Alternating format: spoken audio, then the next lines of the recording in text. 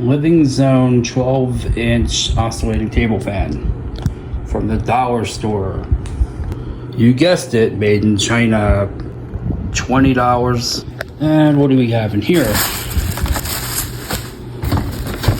So cheap, but I don't expect this to be an expensive piece.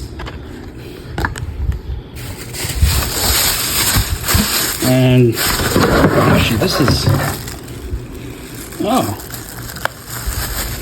okay. So you just turn that. Actually, it's a lot bigger than I thought it was going to be. I don't know what kind of motor's in it, but we'll see. To my surprise, this is not plastic. It's a white, it's like a little white metal piece.